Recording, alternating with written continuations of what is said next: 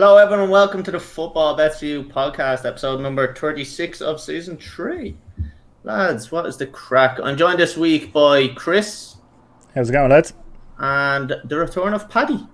The prodigal son has returned. He has returned. Lads, the Euros, we are balls deep in them at this stage, and I'm having great crack with them. I think they're deadly. So we're going to be talking about all the matches. Pretty much we're midway through what I'm calling Gameweek 2. And Chris was like, that's going to be a theme for the whole episode. And no, before the joke started, I don't have the Rona. I got tested. So we're on that rounding away. Yeah. So we're going to be looking at all the Euro fixtures. Like I said, we are kind of halfway through Game Week 2. So we're going to look at the rest of this week, and then we're going to look at Game Week 3. Before we start, there is a game ongoing at the moment, and that is Netherlands and Austria. A massive game for us because, Chris, you're winning, what, €500? Yeah, 530, yeah. 530, and Nestor, who is obviously a friend of the podcast, is going to win, what, €850? I'm not sure, actually. I thought it was in around the same as me, maybe 6 something. I think he's 2 bets, so I think he has. Oh, that's right, yeah. So I think he has that one to win that, and then he has. Yeah, he's about 830, 840 then, isn't he? Yeah. And then we have me. I've got a bet to win 450, but I need Brazil and Colombia to win after. That was just pure greed, wasn't it? Yeah, 100%. Yeah. So I said, fuck it, I'm gonna put my biggest accumulator ever on, and I put 50 quid on, and I was gonna do the 3 of them, and I was like, right, I'll just do the 3 of them. I'll just take me nice little win. And then I had to enter in Brazil and Colombia just to boost the odds. So that'll probably fucking kick me in the teeth. I was very close to doing the same thing, and then I was like, no, I'm not going to gamble. I'm not going to get greedy. I'm just going to put the 3 teams in. Yeah, I was going to do the same, but I said, fuck it, I'm a greedy cunt. So, so look, we're going to jump straight into the matches again, lads. I'm going to bring up the table so we can see and reference the leagues, because I think games mean more when certain things are at stake. So we're going to be looking at them. We're going to have all the leagues with it, and then we have a couple of questions that were sent in. We actually didn't get to a couple of questions last week, so we're going to just fall back on them and discuss them a little bit. So we will be talking about the Christian Eriksen thing as well. We'll cover it when we're talking about Denmark, but obviously that's big kind of news during the week. So we'll be chatting a little bit about that, lads. We're going to be jumping straight in, and tomorrow's games, we're starting off with Sweden and Slovakia. 5-6 for Sweden, 12-5 to draw, and 18-5 for Slovakia. Group E, lads, I'm going to bring up the table here, and we're going to have a look and see how the league looks. So, just 1 second, I'll bring that up. The group, is it? The group, sorry, what did I say? The league. You keep saying the league. Whatever. Same thing. I'm going to claim it's the same thing. Right, lads, there we have it. Group E. So I'm just trying to... Oh, way too much. Whoa! They're having an absolute mare. We have lost... What am I going to? E? Oh, shit. Yeah. Right, here we have it. Yikes. Oh, look at the top. Look at that. Ruining me fucking thing here. Right, hold on. Bear with me. That's all right, yeah. Yeah, okay. Right, so obviously they've only played 1 game each, lads, so tomorrow will be their second game. Sweden against Slovakia, lads. Obviously Slovakia getting off to a really shocking win, I thought, against Poland. Didn't really fancy them at all. How do we see this one going with Sweden? To be honest with you, I'm going to jump in and say that Sweden are probably going to beat them. I think Slovakia just may have got a little bit lucky, and Poland just weren't ready for them. What do you think, Chris? I don't know. I think with these tournaments, it's like very much a confidence thing. And I think going into the first game, beating Poland, in fairness, Poland didn't look up for it at all. Like Lewandowski did nothing for the whole game, as far as I remember anyway. So I could see them going in with that bit of momentum, bit of belief, feeling kind of smug or happy with themselves, like sitting top of the table above Spain. Like you'd have to go into it feeling confident, and plus Spain have got the more difficult fixture, so why not? I could see them going in and actually excuse me, getting a draw at least. But looking at it, I would have said gut reaction was Slovakia win. Really, yeah? Yeah, I could fancy them to do Sweden. They've got Lindelof playing at the back, so they're probably going to lose. The match against Spain. Yeah. And fairness to him, like he's the main man for Sweden at the back. So he kind of plays that little bit more proud and a bit more kind of aggressive and controlling, and he just doesn't do that when he's playing for United. I think he just feels all the pressure on him. So it's that confidence thing, is it? Has to be. I mean, anybody who goes into United, especially knowing that he's the number 2, like absolute most he's ever going to be is number 2. It has to weigh in you, and it has to be like you're constantly looking over your shoulder, like how many bad performances will I get away with before they buy somebody else, or especially now with the summer, you hear like the likes of Ramos is available. There's talk of unreal talk of Varane coming to United. Like there's always names, but you have to imagine if you're in the position that Lindelof is in, it just puts piles of pressure on. But hopefully he has a good tournament. I mean, I don't hate the fella, he's just not great. Oh, lads, no. I'm going to have to stop you there. Fuck off. I fucking forgot to do the thing that do you know what? Collie, I'm sorry. What? I thought fucking Austria were at the scoring. Oh, no. You're a wanker. No. I'm going into something more important. I'm going into this.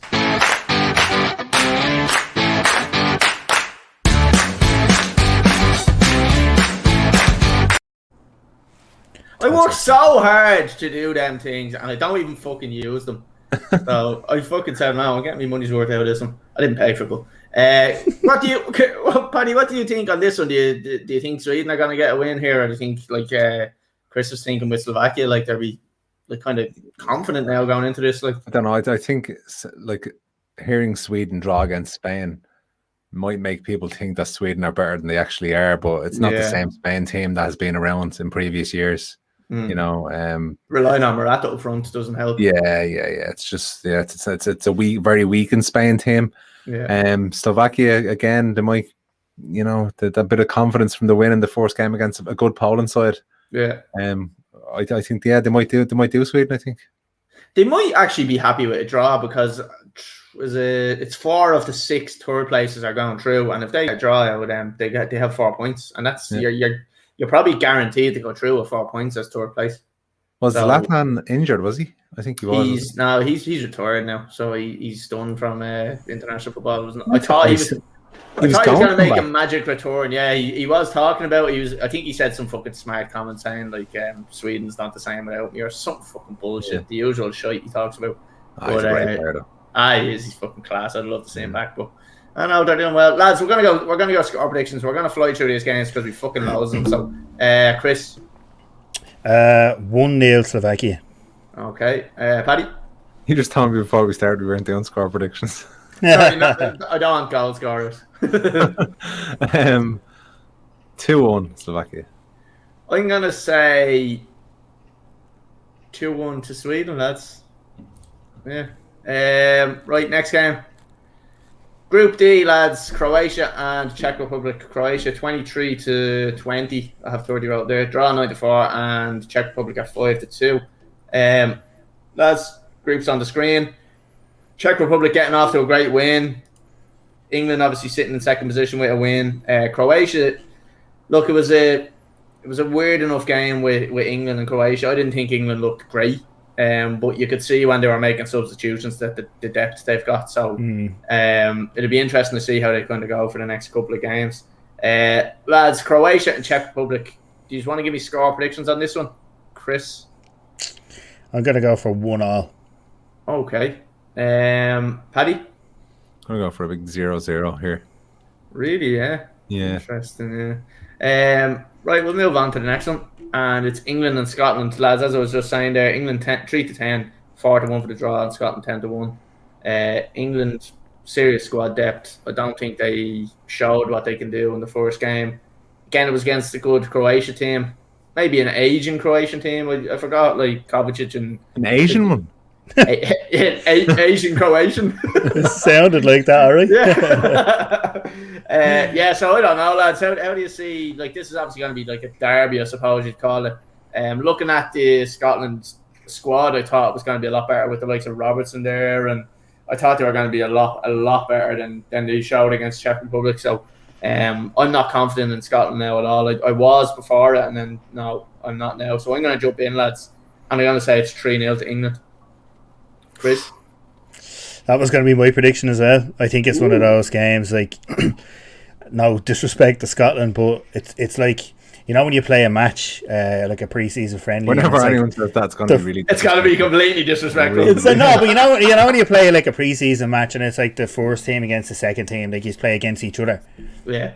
I kind of feel like that's how England would feel going into this, because they know all the players, like most of them, a lot of them play in England or Scotland, so they'd be familiar with them. I just think they're going to go out and just kind of put their flute on the table and show what they're made of and just go out and absolutely batter them. That's a great analogy. Put that flute on the table. Score prediction, you said 3-0, was it? 3-0 as well, yeah. 3-0. Alright, Paddy? I'm going to go for a draw, a 1-1 draw, because I don't think England were convincing in the first game. I think Scotland will be well up for it against the Brits. Well up for it. And especially I after don't the think first you can result. call them the Brits. Huh? You can't call them the Brits. They're also British. Well, oh yeah, okay, all right. They wouldn't care. They'll get their independence, or they want their independence. So, 1-1, you reckon? Yeah, we're going. I think Scotland will be up for it, and I don't think England again are hitting form yet. But they've a couple of games. They'll qualify from the group, all right. Yeah. But you'd like to hope they'll be hitting form towards the last 16. Yeah. How do I get rid of that top button? Anyway.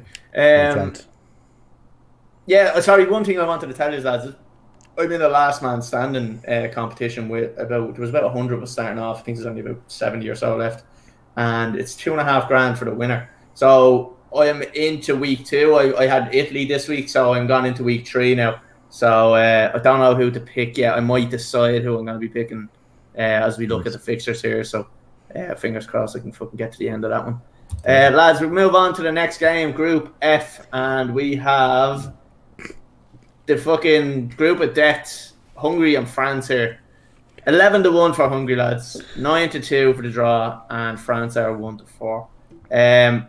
Lads, I think we all know that Hungary we're going to take absolute fucking spankings in this tournament. Will this one be any different? Don't think so. Paddy, what do you reckon? Yeah, there's only one team here that's going to win. Poor old Hungary. You'd feel sorry for them. I know.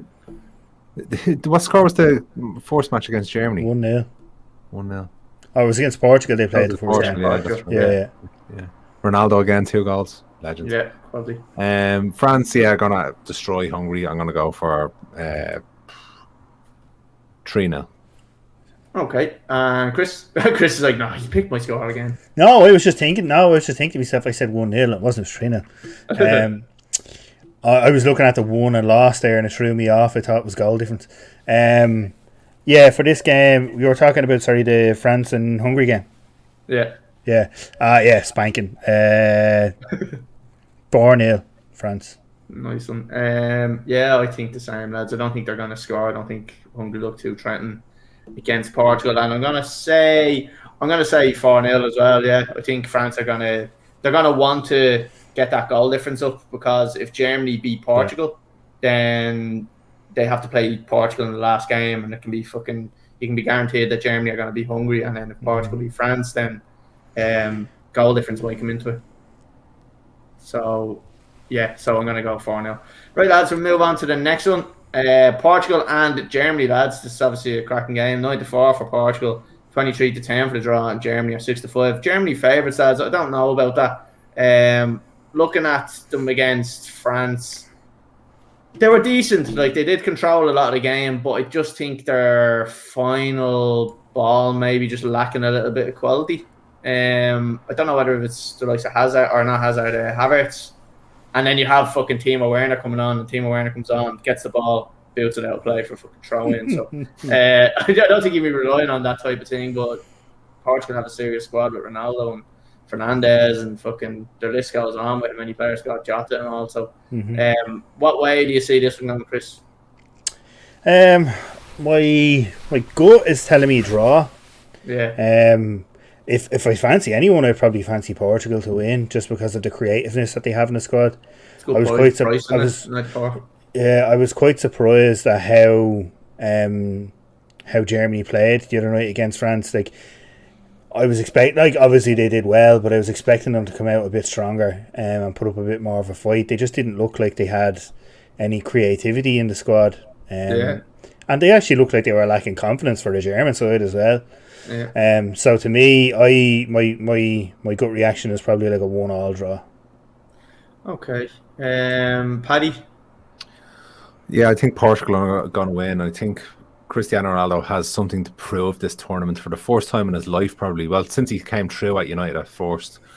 Because Juventus now, a club actually don't want him. Pretty well, what it looks like they don't want him. So he wants to give a big up yours to everybody. I do believe... What is that going on there? Collie, you have your hacks up on the screen. You what? Oh, sorry. Look at me, Jake. But I think what Portugal have now, what Cristiano Ronaldo has now, is a good squad to back him up, which is what he didn't have in previous tournaments. Even when they won it that year, they didn't have a great squad. But this year, it's better now than when they won it, like, isn't it? Like, even the defensively, they're fucking brilliant. Like with Diaz and all there, like. Very so, like, honestly, like, I feel very. I'd put a few quid on Portugal to win the tournament. Really, yeah. Yeah, I think so. And I don't know I don't know what their run looks like. We had a look at it last week, Chris, and I can't really remember what. Like, I don't recall them. I suppose it depends on if they finish fourth or second in the group, but I don't recall them having a really, really tough time. I think England probably had the worst time, didn't they? Yeah, I think if England win the group and Germany finish second, they play each other. Yeah. So it depends. So England obviously are going to win the group, and they play whoever finishes second in this group. Which, look at the three of them. It's going to be a hard game either way. So that's going to be their biggest test there. So, it's mad though, like, because it's going to be so close between the three of them.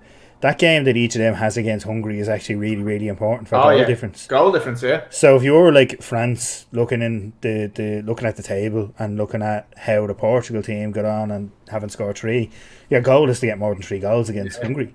They have to.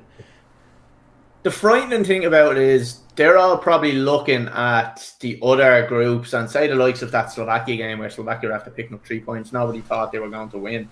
So now you have the predicament of, right, a lot of these groups that are finishing teams that are finishing third in the group have 3 or 4 points, at least 3 or 4 points. So look at this Germany team here against Portugal. If they don't win, they've played 2 and lost 2, and they can only finish on 3 points, which just puts them in really big danger. Like, and that's, like you're saying, that confirms what you're saying.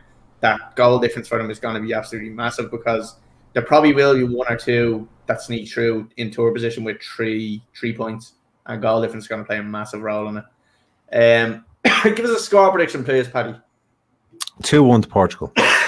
Okay, and Chris, did you give me one? Yeah, I said 1-1. Yeah. Well, yeah. Lads, while you were talking about that, I didn't even think myself about the score prediction, so I'm going to go. I'm going to go with a draw. Am I going to go with a draw? Like, for me, I'd always be like, Germany are going to win here because it puts them level on points with Portugal, and I'm thinking, like, that's the drama. That's where things get good. But I just don't know if they're going to be able to turn over Portugal. I was really impressed with Portugal. I'm going to say 1-1, lads. I'm going to jump on the fence and go with a 1-1 draw. And then that means that puts Germany in decent enough position that they can beat Hungary and have 4 points then at the end of the group. So, I'm going to go with a 1-1 draw.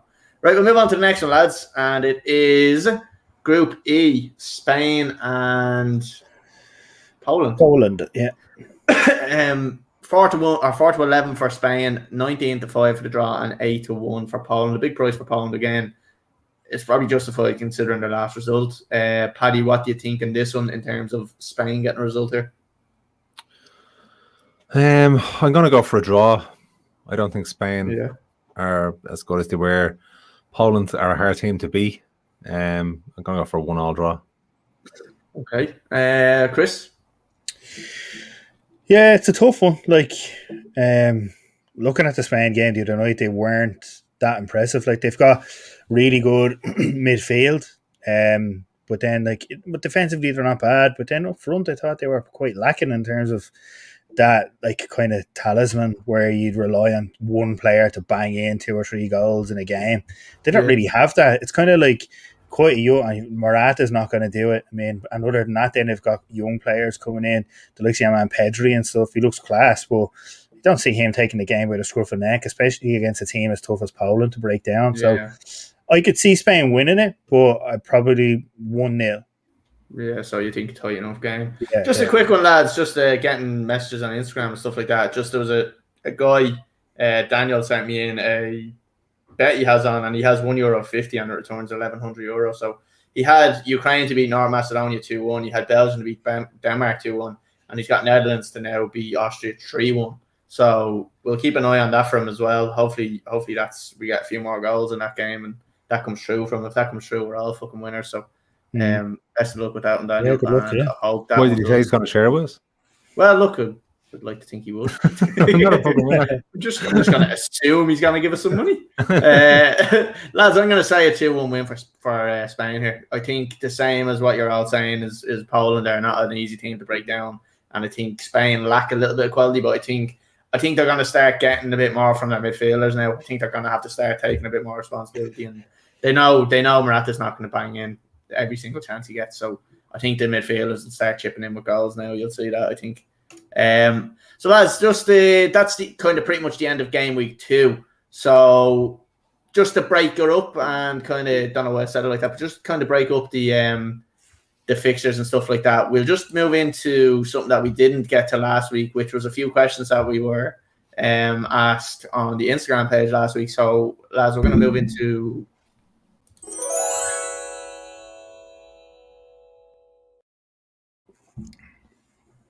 the question section. Right, lads. So we had there was 3 in particular I wanted to look at. This one here, Paddy. Sorry, that's covering your face, so I'll just scroll it down the bottom. That's all right. So it was from Josh Hayes. Do you think there's any group in the Euros that Ireland could get out of, lads? I'll pull the leagues back up real quick and we'll run through and just see what we think. So. Group A, lads, yes or no? Could we get out of that one?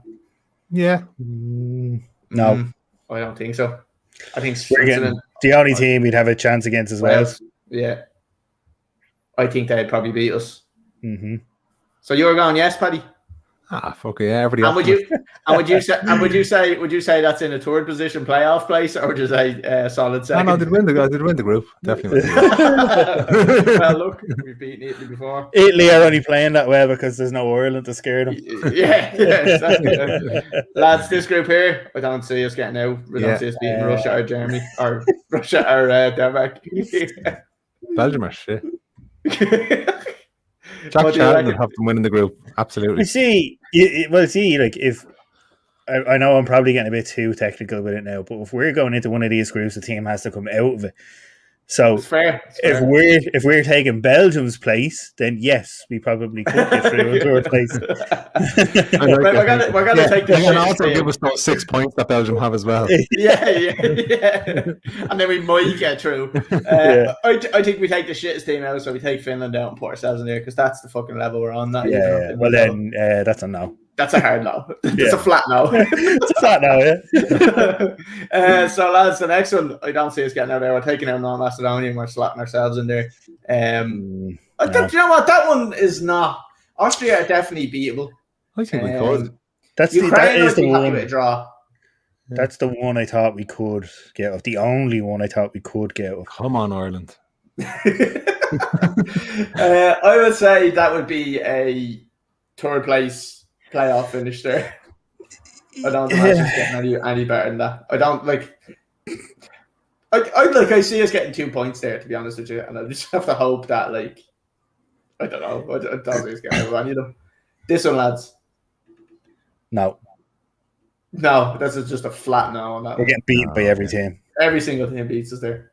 Same. This one, same. Well, I don't know about Slovakia. Maybe Sweden. I would have said Sweden. Maybe we're looking at a group that we could potentially get out of then. I don't think we'd beat Slovakia. I don't think Slovakia would beat us too convincingly. And you think Sweden? Well, look, we played Sweden in the last Euros and we beat them 1-0, didn't we? Wasn't it?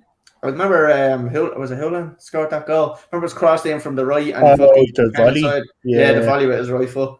Yeah. That was quality. I think we beat them 1-0. Group F, lads. Yeah, 100% winning it. We're gonna top of that group.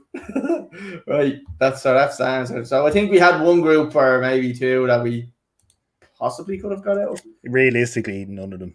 Realistically, no. We're being very optimistic with that. Right, we'll move on to the next one. And I'm after doing it again because I didn't put it scrolling around. So I like the way you're being cautious with it because I went ballistic. Oh you called me out. And Paddy is sitting very low, so he would actually look like Wilson there because it would be going across the thing across his nose. So Rumar 10. France either blow up and don't get out of the group or get to the final.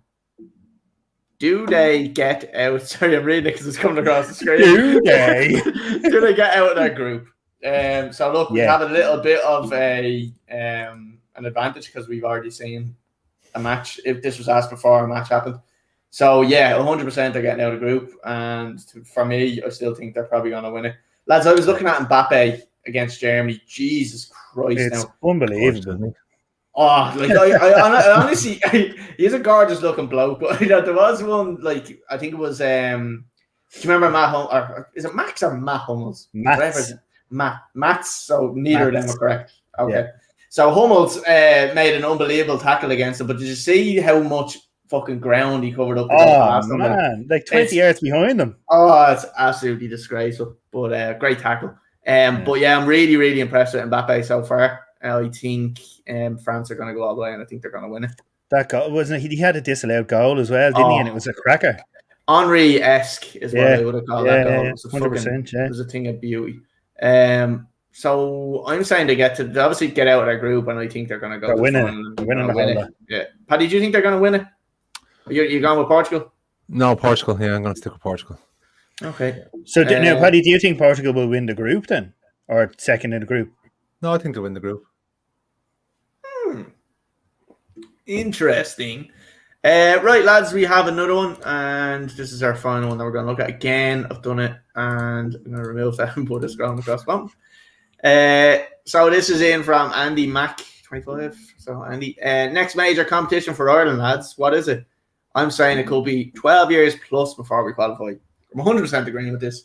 I don't think we're going to get anywhere near a major European or world competition for the next 10 years at least. I don't see anything coming up that gives me any optimism. The manager that we currently have, I don't think we're going to ever get in or get close to even qualifying for a tournament until we make massive changes and get rid of the manager. And if we start now, you're looking at 10 years' time. And I mean, by starting now, I mean from a grassroots level, do what we need to do there, invest money. It's not going to happen. This is fucking an ideal scenario. Invest money, train our coaches because our coaches need to be trained properly. Tell kids that we're not playing a match until we're 13, 14 and just have them purely working on technique. It's what they do in Spain, and it obviously works. Look at the football they play. That has started here. Yeah, well, that's good to hear because obviously you being involved in the kids, you would have seen a little bit more of that. Football training, just specify there. You're involved with the kids. Yeah, Paddy's involved with kids, so just 911. I have to ask you, how's that new van getting on, Paddy? The ice cream van going around. If anybody sees an ice cream van going around we're for the kids, it's Paddy, so don't worry. Blacked out windows. Yeah. We have to walk into the ice cream van to get your ice cream. Lads, again, I'm going back on this. I don't see us qualifying for anything for at least another 10 years. Euro 44. Like Paddy, you obviously being a coach at kind of like, we're gonna say grassroots, but it's obviously a little bit lower. It's kind of kids level, like muck roots. Yeah, muck roots. Yeah, root roots. So what's your optimism for Ireland in the future, and what do you think? Obviously, being one of them coaches that I'm talking about that does need obviously to be coached or whatever. You understand what I'm saying? He's saying Paddy. Yeah. What do you think? Like again, like looking at 12 years down the road, there's a chance. Then, but like in the next 4-8 years, usually you'd be hearing some sort of players coming through that might be coming good. But unless you get an English coach in that robs a lot of English young talents, because I think where Ireland are now, that's where England started their thing about 12-15 years ago. With the whole technical side of the game, changing the way they taught kids how to play football. And that's why you have so many technically gifted players in England now. And the way they play now is totally different as well. So, unless now, but because of that as well, you have so many technically gifted players, there's a lot of them that won't be getting games for the international team. So maybe a few of them might be eligible for Ireland. But you do need you'd like to think that like the likes of Bamford now we could have kind of got fucking whole off there. What's the story with that one actually? Is that a done deal? Like, is that not doable now? He's not coming. Is he just not interested? No, I think it is possible. As far as I know, I can't remember. I think it was Connor that was saying that he hasn't been capped. But I don't think that closes the door. I think he's still available to play for us. Like so, I don't know. I think Mick McCarthy got a pain in his balls ringing players and asking them did they want to play. I think he done it with Rice, he done it with Bamford, and I think he came out and actually moaned about like talking to Bamford and saying, look, the option is here. And he was basically just saying, look, it's fucking with him. I've tried my best. I've done what I can do. But he tried to put a bit of pressure on him, didn't he? Yeah, it was good. It was good to see though, because that's what I want to see. And I'm always this thing of fucking. We don't chase certain players and we don't go for players. I'm just like, this is bollocks. Like, they're a manager. Like, let's make the fucking phone call. Yeah. Like, make the player feel like he's going to be, like, the Ronaldo of fucking Ireland. Like, 40 weeks of the year, like, for fuck's sake. Yeah, exactly. Like, you do fuck all as an international manager as it is. Like, do you know what I mean? Like, it's like being a fucking skill teacher. It's like Lawler just fucking having 3 months off in the fucking summertime and he moan about it.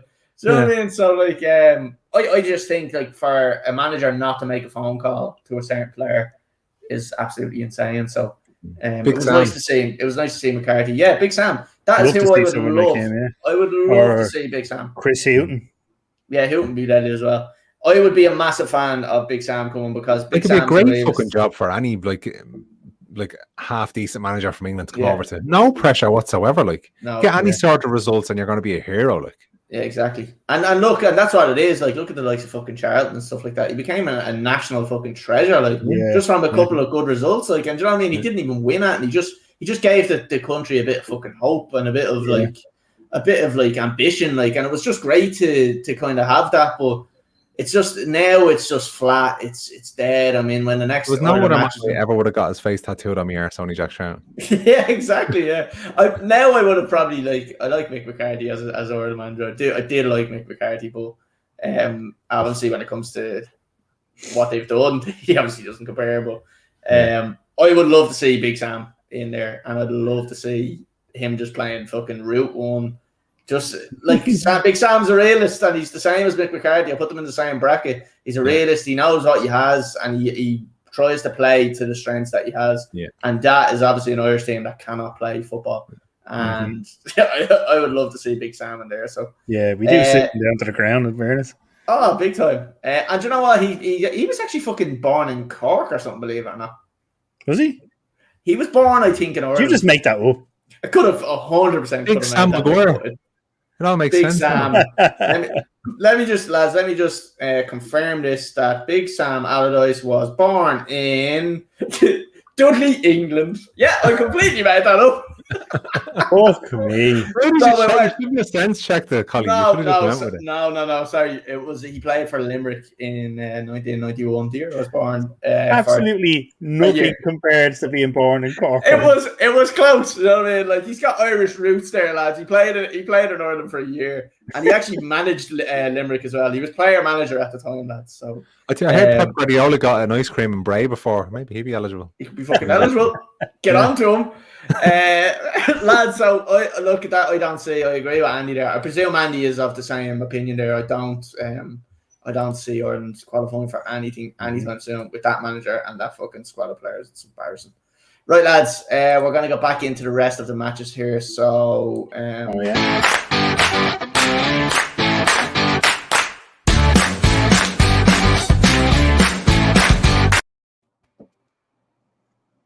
Nice little jingle, I swear, yeah.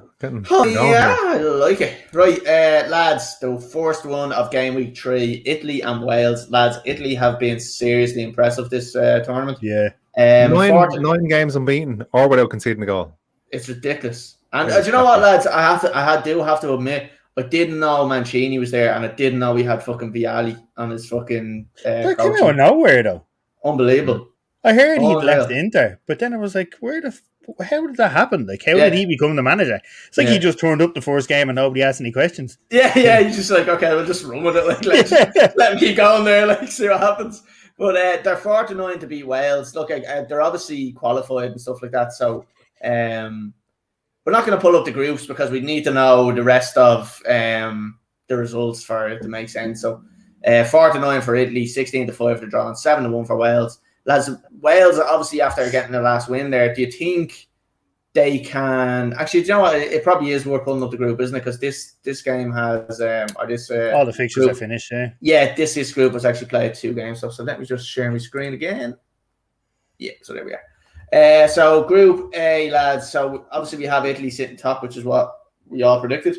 Wales are sitting second with 4 points, and then Switzerland are in third with 1 point, and then Turkey are obviously last. Turkey, massive disappointment for me in this tournament. What way do we see this going, lads? Do we see Wales pulling out a draw against Italy? Italy still remaining unbeaten, still keeping the top spot, or do we see Italy beating them 2 or 3-0, Switzerland beat Turkey 2 or 3-0, and Switzerland going through? I just don't know what way it's going to go. Chris, what do you think on that one?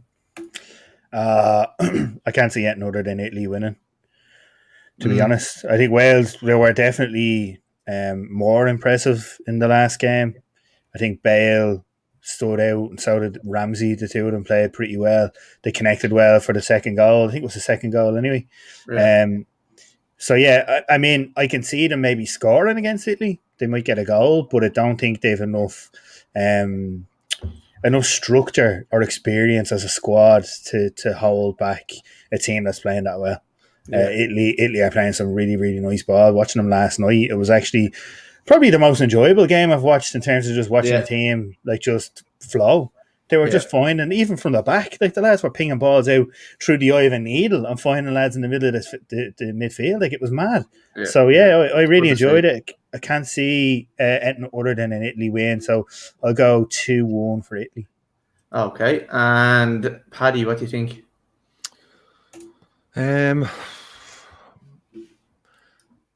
If Italy hadn't been on this run that they're on, I would have been saying maybe a draw, but Italy just look unstoppable.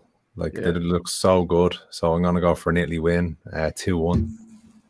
Okay. Right, lads, we'll move on to the next one, which is... This was very handy for me to see these little graphics and all. This was very handy for me to just copy and paste because all the kind of dates and stuff are the same. So I'm happy when it's like that. So Switzerland and Turkey, lads, right? 8-11 for Switzerland, 14-5. Yeah. You don't know the work I put in here. 18-5 for Turkey, lads. I just see Switzerland beating Turkey here. Turkey are done. I don't think they're going through, obviously, and I don't think they're going to get a result out of this. I'm going with a 2-0 win for Switzerland. Paddy? I have Turkey in another, like the draw we done. Sweepstake, yeah. But the second prize, for a €50 prize is for the team that concedes the most goals. So I'm hoping Turkey get fucking hammered because they've already conceded 5. Nice one, yeah. I think whoever got hungry there is probably in with the best show, empty. Still have France and fucking Germany or whoever just play. Chris is right out in the dark there.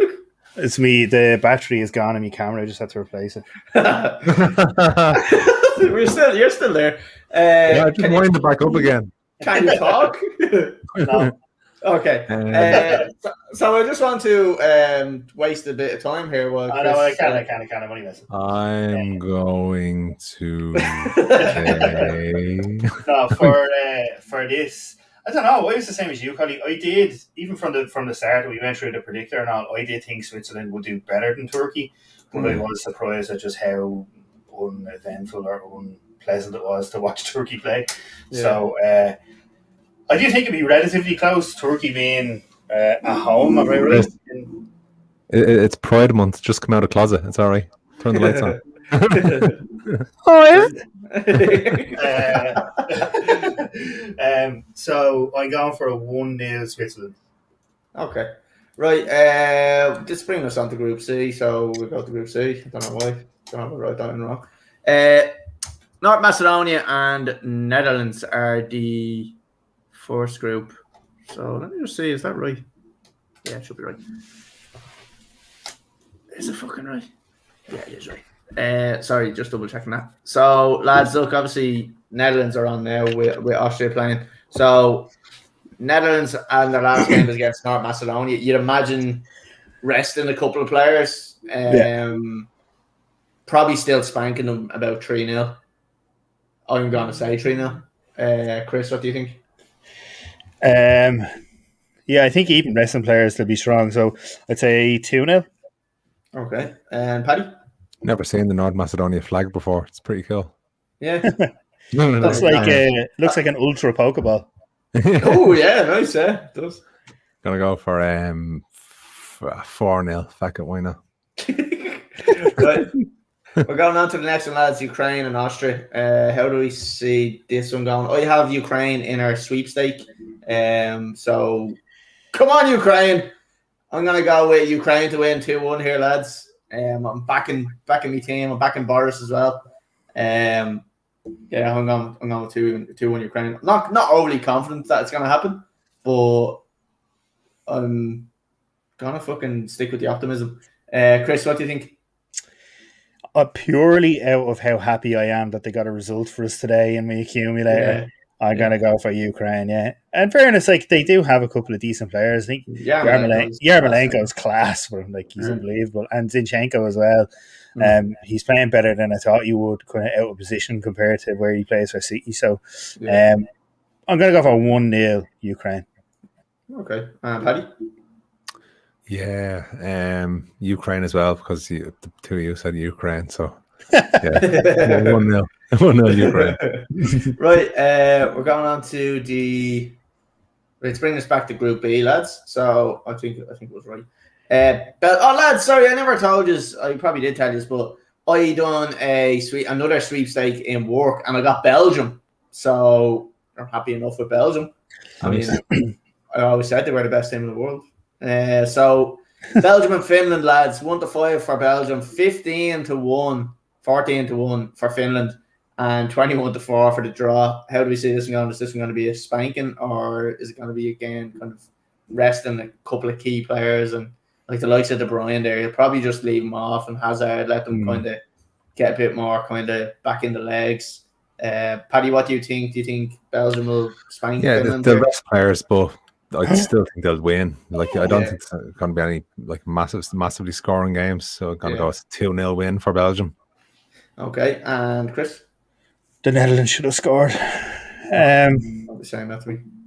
Yeah, I think you're right. I think at this stage of the groups, any team who has 6 points in the bag and has a relatively comfortable third game, they're going to be resting players. So I'll go 2-0 Belgium. Okay, I am going to go with 3-1 Belgium. I think there'll be a couple of goals in it. Right, lads, next game, and it's in the same group, Denmark and Russia. Lads, again, we're on to Denmark here, so we will just talk a little bit about the Christian Eriksen thing. So obviously, we seen last week, Denmark and Finland. I think was it the second half, or first half, sorry, around just before the end of the first half. About the 40th minute or so, Christian Eriksen obviously suffered a cardiac arrest or heart attack, as it's more commonly known, and just collapsed to the ground. It didn't look great, lads, and I think we saw too much of it, to be honest with you. Yeah. In terms of the broadcasting that went out, surprising, wasn't it? Very surprising. Watching, you could actually see them using the defib on him. You could see the moment where he gets shocked, and I was shocked when I seen it.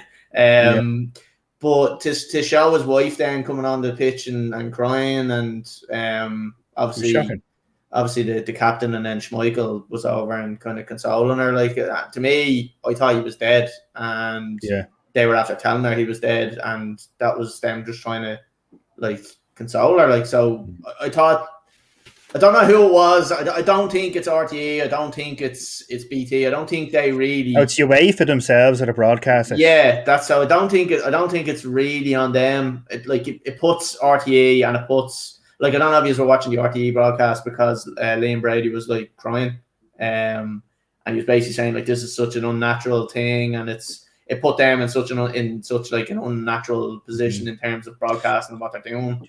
Was it Gary Lineker who came out and apologised for what was shown because they had no control over it? Yeah. And in fairness, fair play to them. There's not let's be honest, it's not really their fault. Like I just wanted to highlight the fact that I did think it was shocking about how much of it we saw. I don't think we needed to see that much. We knew what happened. You could tell by the reactions of the players, and I think it was good that the fucking captain gathered all the players around him and blocked off basically what we could see. Now we still seen the glimpses of, like I said, him getting shocked with defib. Paddy, obviously you are a paramedic or used to be a paramedic. What's your whole take on the situation? Like, I do want to kind of get to the likes. So look, right, obviously we know he's alive now because there was medical personnel obviously readily available and onto him in seconds, and obviously his captain knew what to, or whoever. I don't know if it was his captain. It was the captain, Kiara, he put him in was the it him? Yeah, so he got him put into the recovery position, obviously made sure he wasn't swallowing the stone around. So stuff was acted immediately. How, I don't know what the question I'm trying to ask is, but at say a schoolboy level, or not even a schoolboy level, a grassroots level, something like this happens, it's going to be catastrophic. Do you think it should be compulsory for every club to have a defibrillator on site at the match? Absolutely. And no, not every club. Every street corner should have a defibrillator. Mm-hmm. Yeah. Every shop, every shopping centre, every sports ground, every pub, every nightclub. The more there are, because early intervention is the key to surviving a heart attack. Yeah. Early intervention. That's why he was so lucky. You know, he had early defibrillation, early CPR. They're the two key steps in the chain of survival with any heart attack. Yeah. It just puts things into perspective. Like you have all these players on the pitch earning ridiculous amounts of money, and there's a couple of lads, ladies, whoever it was, come onto the pitch and saved the man's life. Exactly. And probably can barely, struggling at home. You know what I mean? I've done it for years. I had to give it up because the pay was that bad. Yeah, and then you've got these footballers going around these people are, they saved his life. They saved this man's life. Like this man, if he hadn't had that intervention, with the help of the captain as well, thank God, not only defibs, there needs to be training with the defibs as well to enough people, and it's not that hard to do. And if anything, it's something something people would enjoy doing. To think Jesus, I'm capable now of saving a life here, but it's not that hard to do. Yeah.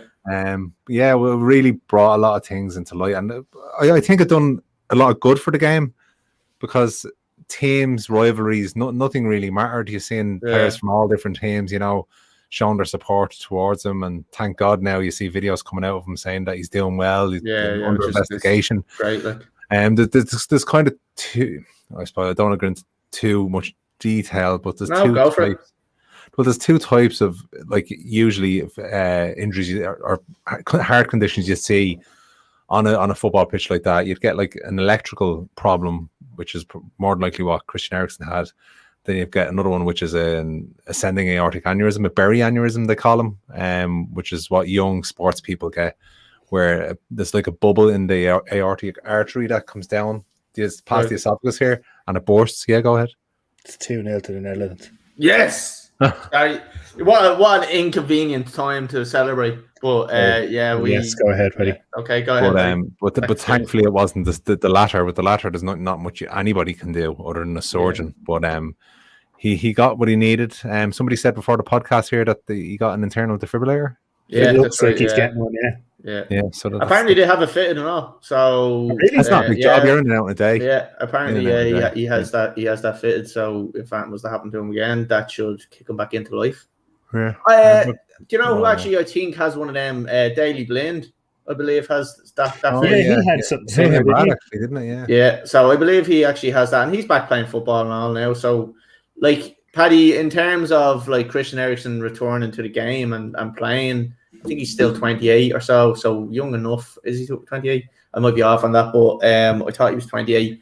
Do you Like, is that a thing that you think he would be comfortable coming back with? And would you recommend, I suppose, coming back? It will all go under doctor's orders in the sense, and I don't just mean like a doctor say yay or nay, because a doctor could say yes, but if he says there's still a risk there, like, is it overexertion that caused it, or is it just a freak accident that happens? Like, because so again, with the electrical pathways in the heart, so the whole reason you get shocked is to restart the heart.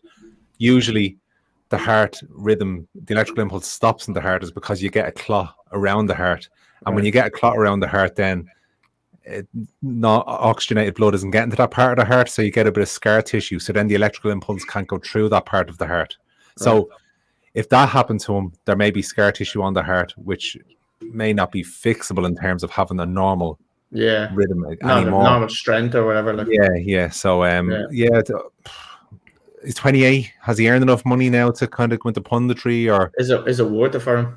Yeah, he's 29. I just looked it up there. 29. Okay. And you look at the likes of Fabrice Muamba as well. Like, same thing happened to him. He was done then after that. Like, it like Paddy said, I think there's loads of different circumstances. It's not a straightforward one. It depends on his heart health overall now after the incident.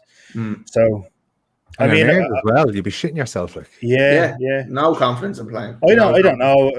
I mean, obviously, we're not in a position to really give judgment on it. But personally, I don't think I'd fancy taking a risk again. No. But when you're a professional footballer and that's all you've done for the last 23 years or so, like, it's hard to walk away from it. So, and plus, I don't know. Even if he does come back, you'd wonder, like, do the nerves kick in? Then is he going to be as good, or is he going to be putting in as much effort? Is he going to be worried how much he might be stressing himself out? I was even thinking, like, imagine him watching the games. I don't think he'd even be able to watch the games now at the moment because it just set him off too much. But one of the things that I thought was important, I heard somebody bring it up, was defibs are 100% valuable. Like, they should be everywhere, like Paddy said. But another thing is the CPR training, like general first aid or first response training. Like, it's like a lot of companies do it. I did it through work and I actually really enjoyed it. I got a lot from it. So, like, in that situation, I'd like to think, like, I'd step in and try and help. But you think about it, like, the ratio of people who do have that knowledge to people who don't is way off. So even if there isn't, it should be basic. It should be part of the school curriculum for people. You should have a refresher on it in school at least once a year. And just get a paramedic in to do it once a year with kids. They can be spending, it's money well spent in terms of the curriculum and the resources. So for me, I think that's one of the biggest things, is just having kids grow up knowing what to do if they were surrounded or around an incident like that, because you might be in a position where you're not around a defib, or it's going to take a while for a paramedic or somebody who's trying to get to you. And even basic CPR can do enough to keep somebody going basically until they get that. Like, Paddy will know more than anyone, but that's what I was told anyway when I did it. So, I mean, it's definitely better to have. Obviously, it's one of those things you'd rather have it and not need it than need it and not have it. Exactly. Like, we're lucky living in the city as well, because if you live in any rural location, like, you're looking at 20 to 40 minutes before an ambulance can get you. So, like, if somebody can do CPR on the side of the road, you have some chance. But, you know, if not, the chances of them fucking even getting past you or whatever and seeing you, like, is the big thing. Like, lads, I was mentioning it. I said it before the kind of the podcast we are talking about, obviously defibrillators and stuff like that. I would love to kind of do it as a podcast to try raise money to purchase one and donate it to a local club maybe or something like that. So, I think we might be looking into doing something like that. It's definitely something that I would love to do and love to kind of give back a little bit to somebody. One of the places that sells them. I will be doing that. Advertising, on the. As far as I know, $3,000 or so. So it's quite a lot of money for. I got one for my job for $1,200. Oh, did you really? Well, that seems more achievable. $3,000 was what I had seen, and that was the wind it up first. Yeah, exactly. So look, lads, that is something that we might look at. We'll talk about that in private and see if there's any ideas we can come up with. Again, we are like a small enough podcast, and it's tough to kind of to raise big funds like that. So, but we will try our best. We always do. So, look, it's just something that we're probably going to look at doing. lads, shall we move on? Anything else need to be covered on Christian Eriksen? Best of luck to him. Hope he speedy recovery. Hope you see him playing again, yeah? Yeah, definitely right. Right, so lads, look, we're going into this match. Obviously, Russia 4-1, the draw 16-5, and Denmark 8-13. Denmark unlucky tonight against Belgium, like we were saying. They kind of control a lot of the game, and we're definitely the better team in the first half and stuff like that. How do we see this match going? Do we see Denmark showing maybe a bit more pride or something like that, or do we think Russia are in just a better position? And like I said, 4-1 is a massive prize for Russia, I think. Paddy, what do you think on this one? Do you think they'll do it for Eriksen, or do you think it'll just be a kind of They played very well in the first half today, but I think they just didn't have the gas to continue it in the second.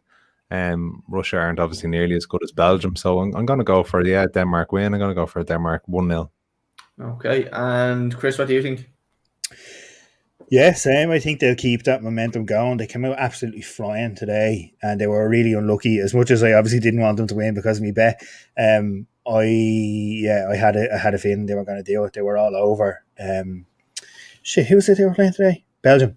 They were all over them today. Absolutely all over them, especially for the first half. They were just unlucky with the depth that Belgium had in their squad. They were able to bring on 3 world-class players and change the game. Yeah. So, Russia aren't going to be able to do that. So if they keep that momentum up and play the way that they did today, they'll spank Russia. So I'm going to go 2-0 Denmark. Okay. I don't know. I actually think it's going to be a draw here, lads. I actually just fancy the fucking 4-1 like on Russia. I would be of the opinion now that Denmark probably think their tournament is over, and they're kind of more focused on the likes of Eriksen and stuff like that. I don't know. I just have that feeling about it. So I think Russia, it's going to be a draw. And I actually would love to say Russia to win, but my heart's saying go a draw. So I'm going to go with a 1-1 draw. But I wouldn't be surprised if Russia actually wins. So, lads, we're an hour into it now, so we're going to fly through the rest of the fucking matches. We're just going to give score predictions on them. So the rest of the games don't really have the second matches played. So we'll remove this and we'll just start showing them up. So, Paddy, I'm not changing. We're going to fly through them. Croatia and Scotland, lads. Paddy, score prediction? 2-0 to Croatia. And Chris? Same. I'm going to go with a 2-1 win for Croatia. I think Scotland will show a little bit of pride. Next one, Czech Republic and England, lads. Chris? England 3-1. Paddy? 2-0. England, sorry, 2-0 to England, sorry. I'm going to say 2-1 to England. Next one. Oh, there we go. I've changed it back eventually. Spain and Slovakia. Have we already done that one? Yeah. No, sorry, no. Okay. Score predictions, Chris? 1-0 Spain. Okay, and Paddy? 2-0 Spain. And I'll just go. This is like the Eurovision now. We're just on a number.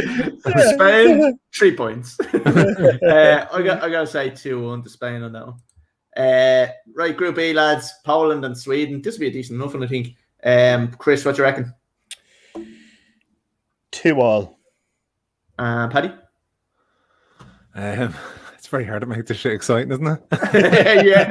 Just at this stage, you're just getting through it. I'll bring back the Premier League season. All is forgiven. I know, yeah. I'm going to go for 1-1. Okay. I'm going to say 2-1. 1-0 to Sweden. I'm going to say 2-1 to Poland on this one, lads.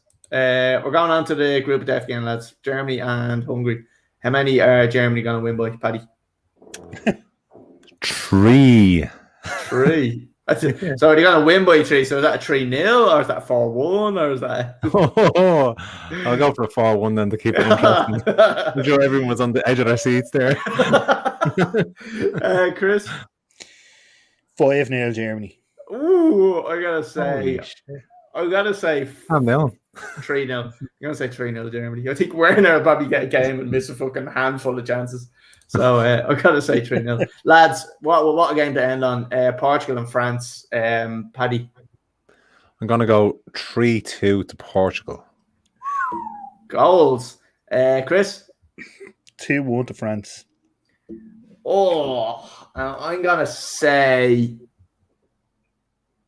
What am I gonna say?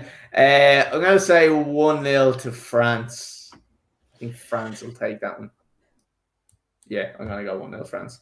Right, that's the fixtures done. We don't have too much more. So again, it's we usually have our bets and tips, but we gave out a lot of our bets and tips kind of before. I will just share what I've got done at the moment and what we have going, because there's a couple of bets going that we did do. We'll give a quick little update on them. So I'll just add this to the stream real quick. So if we look at the bets that I've done, lads, now some of these may have been done after the podcast, so I don't know if I get them out. So I have a fiver on the 13 folds at 245 to 1. I'm going to cash out 15 quid. So Netherlands obviously winning 2-0. Italy won 3-0. Ukraine, Belgium won at even. So that was a great price for Belgium. We have Croatia to beat Czech Republic at 11 to 10. Again, good price. England to beat Scotland. France to beat Hungary. Spain to beat Poland. North Macedonia to lose against Netherlands. Don't know why I said it like that. Ukraine to beat Austria. Belgium to beat Finland, England to beat Czech Republic, and Germany to beat Hungary. So that's actually I like Germany to not lose to Hungary. I recovered well. I said the team wrong and then fucking recovered it. So I brought it back in. So then the next one, lads, again, it's another fiver on it, and it's in good profit there. So it's 16 to 1 or €16 cash out. So Netherlands obviously are winning 2-0. Italy, Ukraine, Belgium, a lot of the same teams. Brazil, waiting on Brazil and me big bet. You'll see that coming up in a minute. Then Sweden and Slovakia again. This one I've gone with a couple of draws and stuff. So Sweden and Slovakia to draw. I've gone with England to beat Scotland again. Chile to beat Bolivia. France to beat Hungary. Spain to beat Poland. Netherlands to beat North Macedonia. Belgium to beat Finland. Croatia to beat Scotland. England to beat Czech Republic. Spain to beat Slovakia, and Germany to beat Hungary. There's not a lot of upsets I see happening there. Like maybe other than I don't know. That draw maybe, yeah, that could be the one. That's it's obviously where the value is coming from. So, lads, this is my big one, and it's up to 200 quid cash out. So I got greedy. This is the one where I said this is my biggest ever one that I've ever done, and ever, and I felt sick when I placed it. But all the lads are putting on big bets, and I was like, right, I have to do something now. I have to show me balls here and get something on here. So. The lads were all waiting on these three results: Belgium, Ukraine, and Netherlands. So I said, right, fuck it, I'm going to throw these in. And I couldn't find any other value anywhere. So I ended up putting in Colombia, who are on at 10 o'clock tonight, and Brazil, who are on at 1 o'clock in the morning. So if Colombia win, I might be staying up till about 3 o'clock to see if that bet's after winning. So I put 50 quid on. For anyone that's not watching, I put 50 quid on this fivefold at 7.791 to 1. And that'll get me back 439 quid. I'm already being offered 205 quid, so it's looking good. Fingers crossed. Just a quick update on a couple of what else I've got on. I showed a couple of days last week. I have a fiver on France to win and England to be runner-up in the straight forecast. This one here is gone because Turkey have fucked it. So we'll just skip on by it. This one here, lads, I don't know how this one is looking so far. So this is basically top scorer for each individual team. So I've gone with Kane for England. I don't think he scored, has he? No. Good. When I say good, not good. Lukaku for Belgium, which I think is happening. Mbappe for France. Don't think he scored. He scored either. Werner, I don't know why I've done that. Fucking joker. That was a rush of blood to the head, that was. I was thinking he was going to play against Hungary and score a couple, but anyway. Depay, I don't know how you fucking say that name. Just won, I think, the penalty today. Okay, so not bad. Morata, again, an absolute fuck up. I shouldn't have put that in. Morata is dirt. And then Lewandowski hasn't scored either. So that one's not looking great, lads. This one here is an interesting one for us, lads, because Italy, Wales, Switzerland, and Turkey, that is literally how that group sits right now. Belgium, Russia, Denmark, and Finland. That is how it looks if you swap Denmark and Finland. So it's not far off. So I'm hoping Russia beat. Who are Russia playing? Denmark? I'll draw maybe. Yeah, it's close enough anyway. It's close enough. Netherlands, Ukraine, Austria, and Macedonia. That will happen if Ukraine beat Austria in the next match, and then Netherlands obviously beat Macedonia. So that one looks like it could be good. England, Croatia, Scotland, and Czech Republic. That one looks like it could also be good. Spain, Poland, Sweden, Slovakia. Again, this one is the problem because Slovakia are after winning. So I'm hoping they don't win on else and these two start picking up points. So, yeah, that one's gone because Turkey are bottom and can't finish second. And that's pretty much it. What's this one? Right, forget about it.